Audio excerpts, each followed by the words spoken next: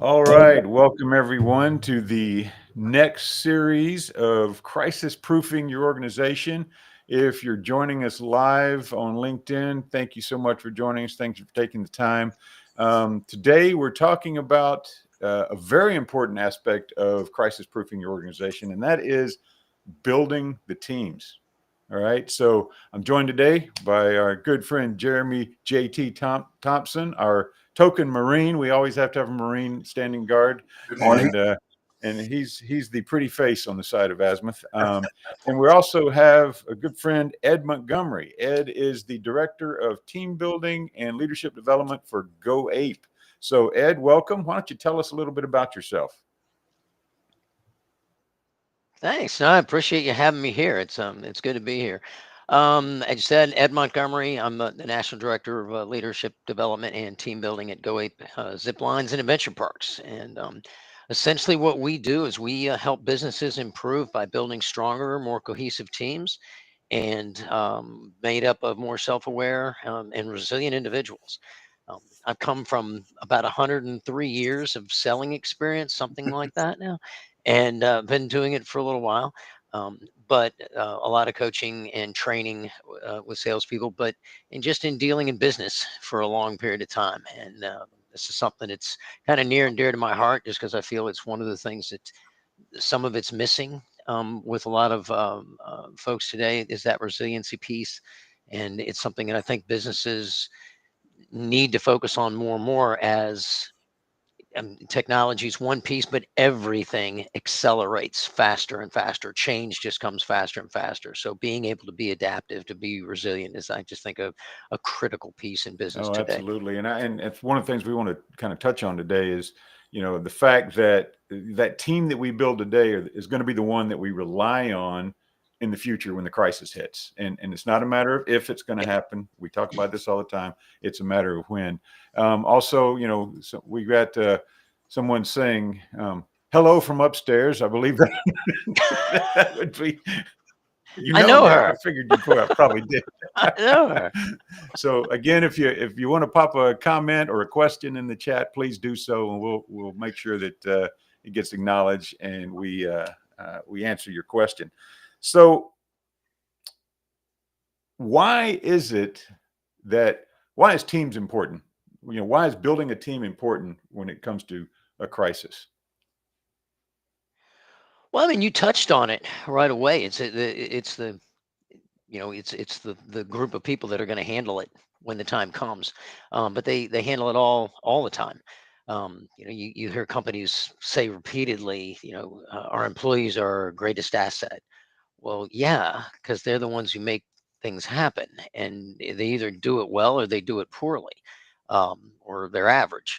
But the idea is to create something where, almost regardless of what happens, you are going to be able to achieve goals.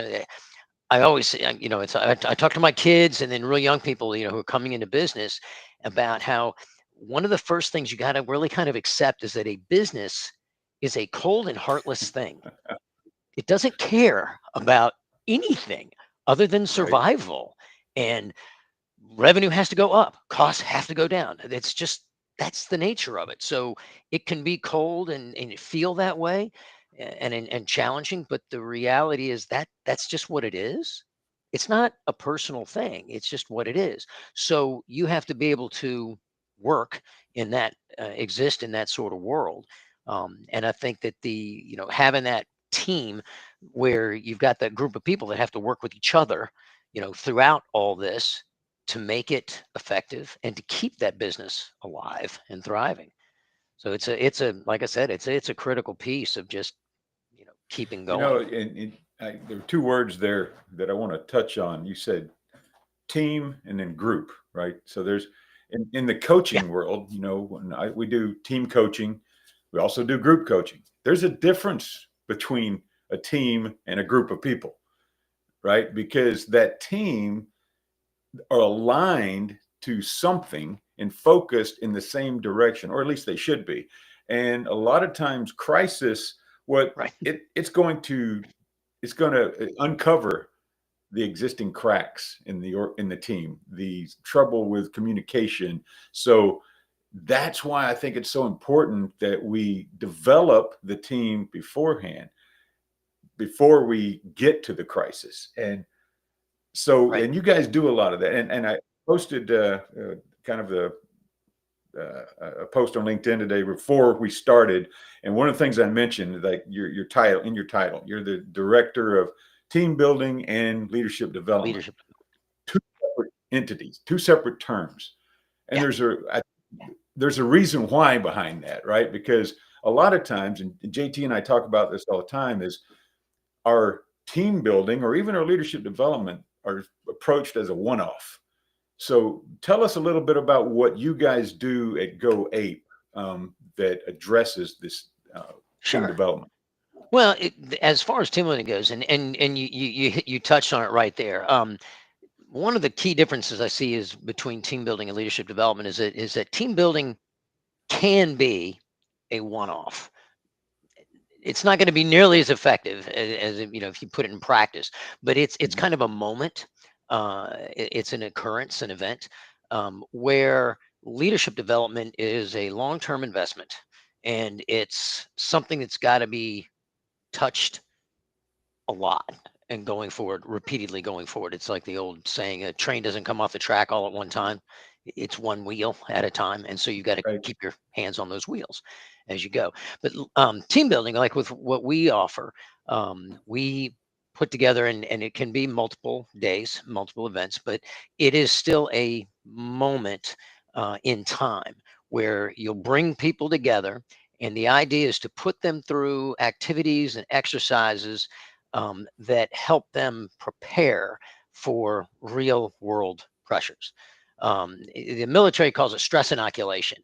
It's like getting a little vaccine. You don't go get the flu so that you Mhm. have it not as bad next time you get exposed to whatever. You get a vaccine, which is a little bit, of the type thing. So you're preparing for it, and that's what we do is put it in controlled, safe environments. We will hold these little exercises, and we have what we call methodology. We call it grit. um, Ground, ready, immerse, and transfer. And the idea is you ground yourself in self-awareness, in situational awareness, so that you kind of know what's happening to yourself. The first thing you want to be able to do is go, okay, what's happening right this second? What I need to be aware of myself and how things are, where I am, what I feel, and I need to be aware of the group. I need to be aware of the situation so I respond correctly. And then what we do is help ready your toolkit. So we'll give tools and you know things that you can use to help deal with a particular type of situation, um, or a particular event. And then we'll immerse people into that experience so that you actually really get in to learn it. And you go back to the whole thing is, you teach a man to fish, he'll eat forever. Give him one. Okay, here's something. But you want to put them, we'll immerse you in this experience so that you really experience it. You get to practice those tools and put them into use.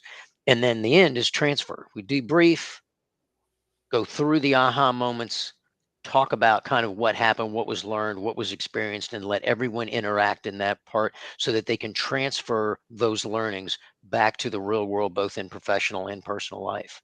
So that's the types of things, and we do that with a bunch of tools. We have, obviously, if you know anything about Go Ape, you haven't seen it. We own zip lines and ropes courses all around the country. We have 16 locations right now, and we're adding another soon, I think. And but what we will use those aerial portions for resilience and overcoming challenge, getting you out of your comfort zone, literally getting you above your comfort zone, I like to say, Yeah. because you're getting up high in the trees. But we also have ground-based activities and experiences that are used there that we use to develop communication, collaboration, or trust, critical thinking, decision under pressure as a group, those sorts of things. You know, we called that type of training in the Army, we call it, train as you fight, right? So if I'm not training how I fight, then my training isn't applicable to when Right. the conflict arises. JT, what did you guys call it in the Marine Corps? Just daily life? What was it? Same thing. I mean, we say train as you fight. Absolutely. Okay. So, what are some, in order to get a crisis ready team, get them ready for battle, whether it be business, life, whatever.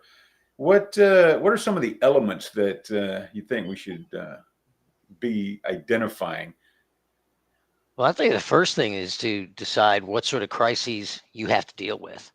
What have you dealt with in the past? What do you see? We can anticipate some things, looking forward, but, without even having a history of it, but we can say, oh, this is the sort of thing that could come up. And then the idea is to find ways to create something similar, or at least the emotional feel of something, so that you can create it and then practice it. Getting my CEO and I, Dan Sabian, and we are having a conversation about PTSD. And what's interesting is that he was saying that he's a former Army Ranger. Is that the folks that suffer from it the most are usually the ones who don't have the highest, what we would consider the highest stress jobs in a battle. Mm. And it's because they haven't practiced that. Where the ones who are the highest stress people on the front, or in the, that are getting, immersed, out, embedded, in a Yeah. very dangerous place. They've been practicing and training for those moments. So they're more prepared for the hard things that are going to happen, where some are not. And I think that's what I think a lot of companies treat it that way. And so they look at it and go, this is our call center. They're not going to run into all sorts of crisis and pressures. They don't, we don't need to do team building with them. We don't need to prepare them for crises. But they do, they do deal with it, and they do deal with pressure that comes in. And so you ought to practice those pressures, even if it's, KPI, self-inflicted stuff, where it's Yeah. like, no, you got to have 150 calls today. Oh, okay. Right. If no one's done that before, how do you practice that pace and not get burnt out? You've got to find a way to create training that will, prepare them for that sort of thing. So, like you were saying in the beginning, what you guys do, and I know I'm bringing a team in to participate in one of these soon, but it's a moment in time, right? Yeah. What happens when I leave? Exactly. Part of it, the moment that we create can be a starting point. It can be a turning point. But the reality is that, when you look at a company's culture, a team dynamic didn't happen the day before. You look around your room and go, man, we just don't communicate well. There's always bickering. This person writes emails that are 6 paragraphs long. This one writes in no punctuation, and and it's just hard to communicate. And that didn't happen yesterday. In an event, it's from a constant, repeated behavior or set of activities that it just keep being reinforced. And so what we like to do is to put together, and that's part of that grit, is that T part, the transfer. We want to go through the debriefing with next steps, saying, here's some things, how to keep going with this, how to keep doing this. But it's got to be something that a company wants to continue. And that's where we can offer multiple experiences and stagger them over time, which is kind of where my preference would be. Because then it's almost, you're like revisiting it. And the reality is, yes, it's a lot of fun. It just is doing what we do. But there's purpose behind it. And the best way to get the most benefit out of that is to stagger those and do them multiple times, throughout throughout the year. Okay. JT, I can always tell when your brain's working. So, do you have some questions or some comments to throw in here? I'm glad there's evidence that something's happening here. The framework that Where's the smoke? The framework you mentioned, the grit. You start with, if I remember correctly, grounding. Grounding. And my understanding is that's self-awareness. And it's interesting. I believe that self-awareness is a critical part of leadership, and developing leaders. I'm curious, how do you engage people with a practice of self-awareness in that context? Do you feel like that helps them grow and become more self-aware as leaders? Or is it something just for situational awareness for the scenario? Yeah, it's a little bit of both, but we will start with, like, for instance, we'll use a behavioral assessment to start things off, when appropriate and when the client wants us to do that. And so we'll start with a behavioral assessment just so people can sit there and look at that and go, okay, this is who I am, this is my communication style, this is my personality type, my preferences and how I like to behave or be dealt with. But one of the things that I really like to do in this and that we do is that we'll start with this behavioral assessments, and then we'll take this group and we'll put them through what I call a stress test. And basically, it is to expose and shine a really bright light on the current team dynamic, what it looks like, and how they handle things under a critical piece of pressure. And what'll happen is that group will immediately, and then what we'll do, I'm sorry, then what we'll do is we'll show the behavioral assessment and say, okay, how everyone here's everyone in as an individual, but then also chart it so you look at it and say, here's what the group looks like. Mhm. As a group, you look like this. Here's where your scatter plot is on this chart. And then that is the moment where you get that big aha where people look at it and go, oh. So that's why we did what we just did. Ed took over and just dominated the conversation and just made all the decisions. And these two people never spoke. They hid in the background. It's like, exactly. So now what do we do with that? How do we get better decisions, better communication, better collaboration going forward? Because it's always going to be a thing where one person is not going to be the driving force. That's not going to be the best way to accomplish things going forward. I mean, there are moments where that's where it's got to be, but the reality is in business, you typically have a little time to react and you need input and you need buy-in. Everyone needs to be on the same page. You talked about that in the beginning, Larry. Clarity of purpose and understanding their roles. That doesn't just, you don't just have it. So that's something that we help with that. So that's the grounding piece. It's both self-awareness and awareness of your teammates and your coworkers. Yeah, that's great. It touches on something I think we earlier addressed, which was the difference between a team and a group. And there are two books I really love related to teams and teamwork. And Larry and I talked about this a few times. Lencioni's Five Dysfunctions of a Team is a great book. And Katzenbach and Smith, the Wisdom of Teams, is a wonderful book. And in the Wisdom of Teams, they tease out the difference between a team and a group, and that teams require interdependence. They're stronger because of what they bring together and how they complement each other, whereas working groups tend to just have fixed activities that they do kind of in parallel.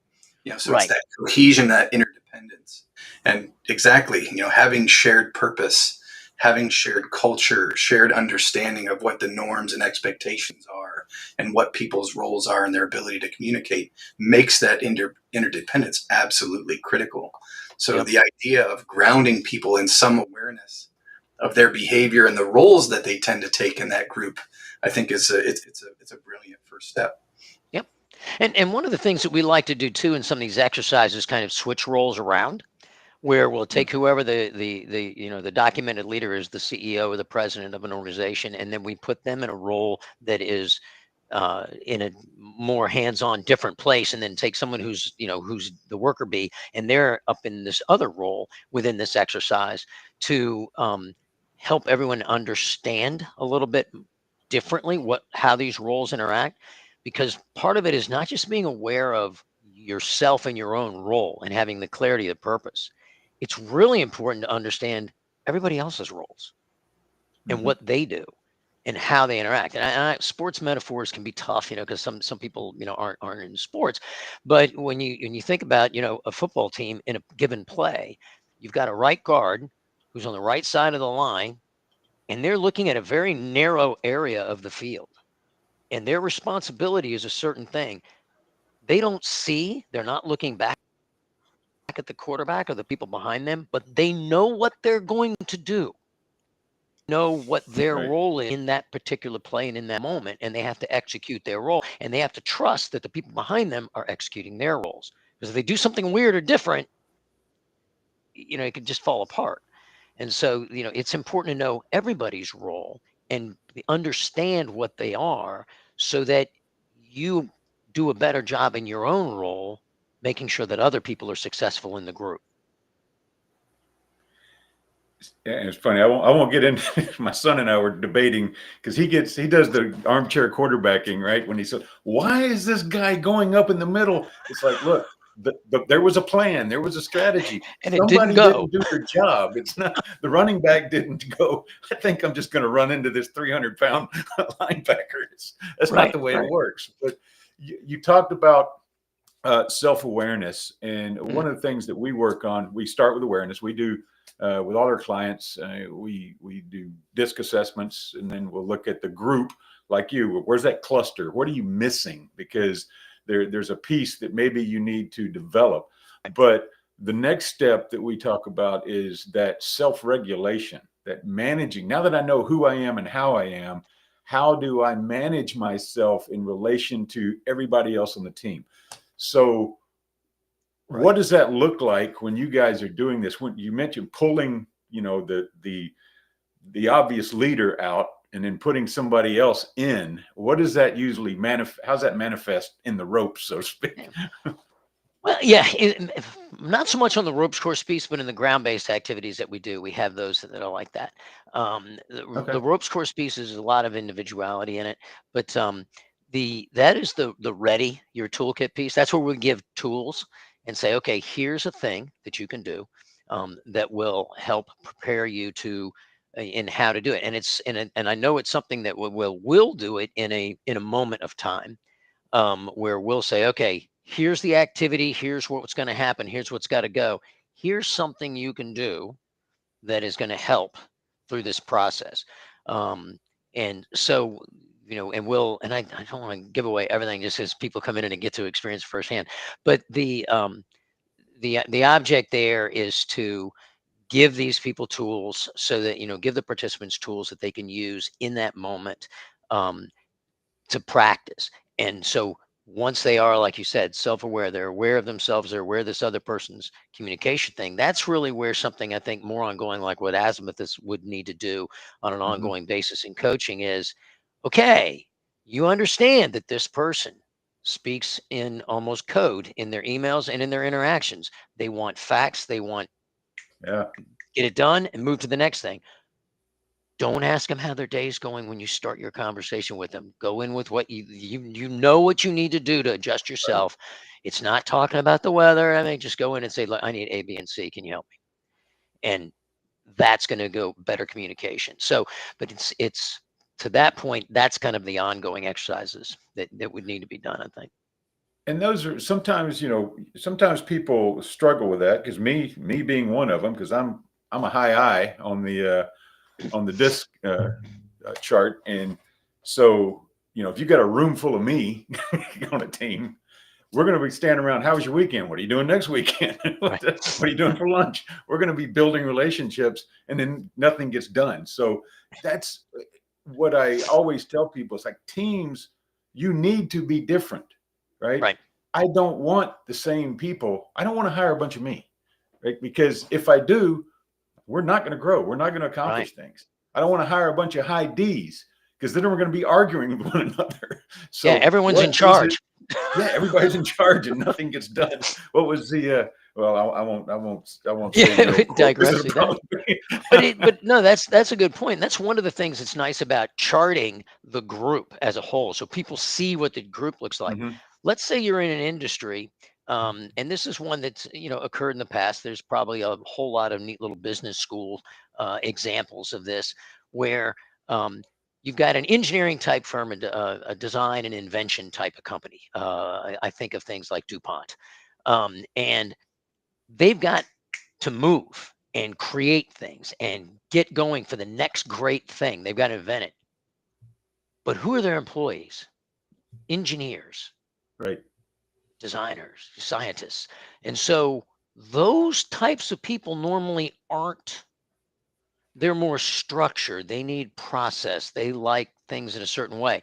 So if you need something that is extremely creative, agile, ready to change on a dime, that's probably not the group of people that you need in that environment. You're going to need somebody else, some other personality type that can be super adaptive, super creative, and think Right. beyond all these processes and things. Somebody who doesn't like processes, Yeah. and so it's seeing that and understanding it. So it doesn't mean, you're going to get a group of people and say, okay, look, you're going to have to can a few folks and hire some new ones.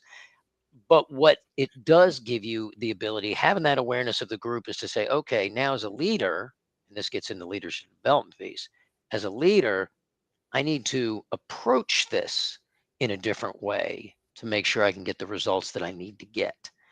And understanding what the group looks like and behaves like and how each individual is, that's going to improve that leader understanding those things and then practicing the skills to communicate in different ways. That's where you're going to see a lot of benefits.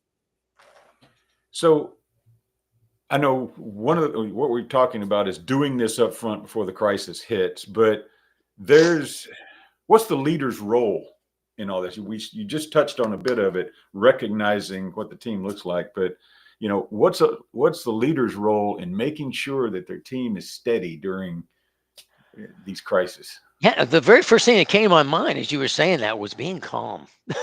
Yeah. Calm in a crisis.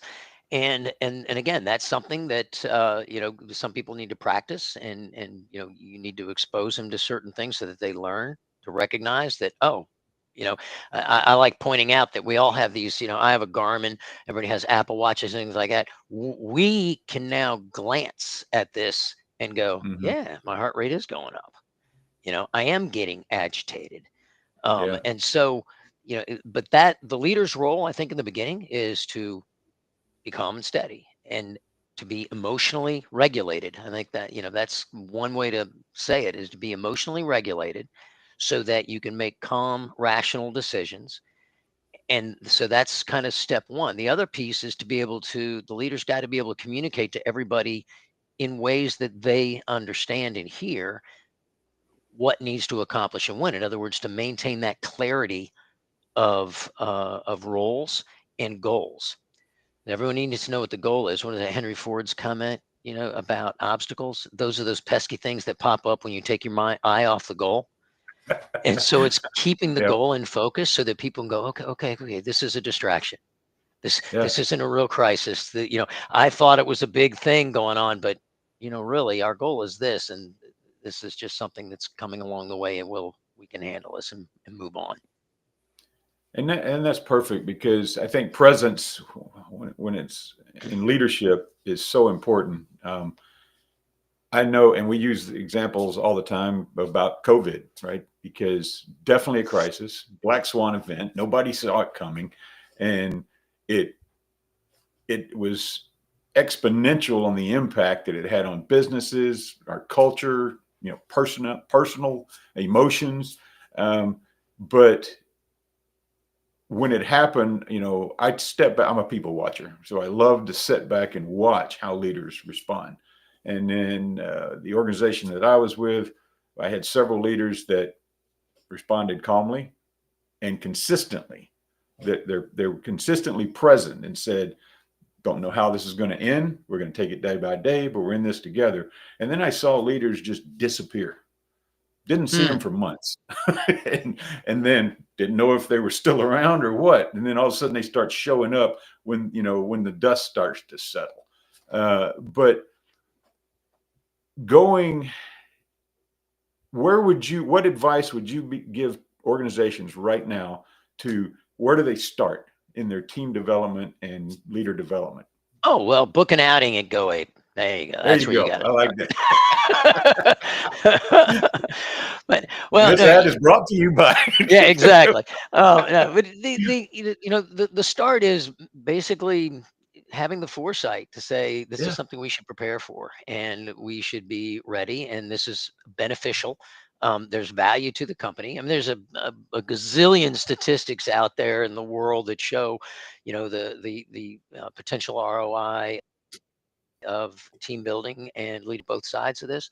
But it's I think the first step is to say, okay, what is my team dynamic? Can we get someone to come in and kind of evaluate it and look at it from as an outsider to an outside Mhm. looking in, and then let's have a plan for the coming year that when you're setting your goals for each quarter and for the year and for 5 years, how you do that. Make part of that your steps of how to get there. Make part of that making your team better. One of the things I like to say is that what you want your team and the individuals in your company to do when business is hard or there's a crisis or whatever, you want them looking for solutions, not an exit. Right. And the cost of losing an employee is just so huge. And a lot of companies, that's what they look at. They go, no, we need retention. That's a big focus. We got to remain retention. Well, team building helps with that. And so you want to be able to incorporate that. I think businesses need to incorporate that as part of their goals, their steps to achieving their goals, is to have better individuals, better teams, prepare people, for what we can anticipate and for things that we can't anticipate. Because a lot of times that's what happens. Something happens that you just, like you said, black swan event, you didn't know it was coming. Yeah. JT, you got some more questions? Real quick before you ask the question, I want to put out, if anybody's watching and has a question out there, Oh, put yeah. it in the comments and we'll pull it in. I know a lot of people are shy. I don't want to put anything in comments, but go ahead, JT. I guess maybe the first thing is, it's kind of a personal thing, but how did you get involved in leader development and team building? Well, it's funny. My dad was military. We moved around a lot, but I was really shy and very insecure kid. I mean, I just was. And one of the things I'm going to say, this is interesting. My sixth grade teacher, a guy named Mr. Prohaska,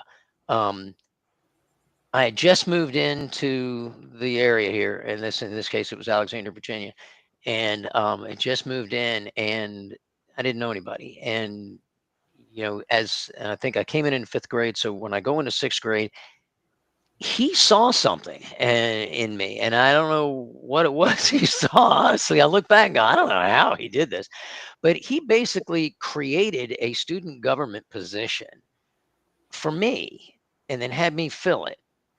And it was chairman of a committee, basically, was what it was. But you had to do, each one of us as chairman had to do presentations in front of everybody and stuff, and I did that. And then from that moment on, I was in some sort of elected position the rest of my life. It just was always there in student government in high school, and my fraternity at college, and in school. In my college, I was chairman of the dorm when I moved in there. And it just became a very natural thing that I always wanted to lead. Now, part of that, you go back to the disc assessments.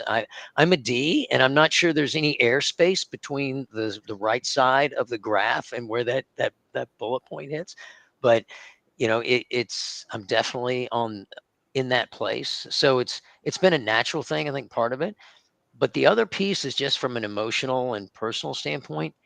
I think the thing that makes me happier than anything in the world, that I just love so much, is seeing somebody else succeed, is me helping them do something that they may not have thought they couldn't do. And so it's, as a salesperson, it's always been a challenge for my managers. They're like, they want to throw a $50 spiff. All right, Ed, you get an appointment here before 11 o'clock. We'll give you $100. I'm like, I don't care. That money, it never motivated me at all. Right. But if it means it's, I help somebody else win a prize, oh my God, I'm all over that. And so that, I think, that fell into what's now called servant leadership. That's just what I've been my whole life. It's been a natural thing. But so and Oh, it's a powerful part of purpose, just having commitment to helping other people. I mean, it Yeah. resonates so much, I think, with both Larry and I. And it's great to hear that. And again, shout out to teachers. How powerful they are in shaping Exactly. lives and the trajectories of young children. And that was a word that just popped in my head as you were saying that. I said, he changed my trajectory. That was absolutely what he did. So, kind of a And cool thing. if you're watching this live or recording, remember that if you're a leader it's not necessarily how you're impacting today. It's the impact you're going to have on somebody's life that's going to show up that you may never see. And Right. Ed just, mentioned that. So if you want to book an There you adventure, go. contact Ed at Go Ape. And the program they use is their Primal Dynamics program. I've got a team going through this soon. It's going to be exciting. I'm looking forward to it. Just scan the QR code, reach out, and get in touch with Ed and book something. If you want to know a little bit more about what goes on after or even before something of this, and your company needs help navigating that leadership and team development, contact me and JT at Azimuth Consulting. We'd be more than happy to do a discovery call with you and learn more about your organization. And one of the reasons we're having these LinkedIn Live events over the past few weeks, it is leading up to a workshop, which is next week. All right. And so it is a workshop on crisis proofing your organization. It's 3 hours. It's virtual and it's highly interactive. Okay. You're going to come away with a blueprint of where to start crisis proofing your organization, because you want to do it, as we say, in the military, left of bang, left of the crisis. You want to get ready for it before it happens. Anybody that is watching this right now and wants to join the workshop or watches the recording in the next few hours, I'm going to give you a 50% discount off the already discounted price. Use the code CRISIS at checkout, and that ends at 11:59 p.m. tonight. So jump in, get on. It's going to be fun. That's next Tuesday at, I think it's 11 o'clock. We're going to start it at 11 to 2. And yes, it's 3 hours, but I promise you it'll be worth it. And you'll come away with a good blueprint to start crisis proofing your organization. Oh, fantastic. So Ed, before we close, you got 30 seconds to tell a leader of an organization the most valuable advice you can give them. What would it be? Holy smoke. And you can't use book a Go Ape. No.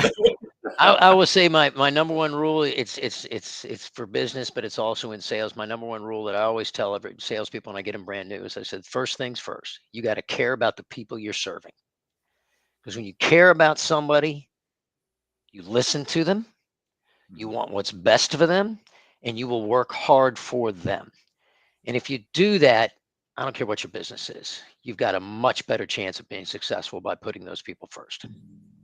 Awesome. We appreciate that. And we thank you for joining us. And, Thanks this for is having me. not, I want everybody to know, this is not scripted. I do this live. So I think it shows. remember the old days with live TV, right? It's like you make a mistake, you better recover quickly. That's why we got JT here, so he keeps me from saying something stupid. But we appreciate you being on here, and we look forward to continuing the relationship between Azimuth and Go Ape.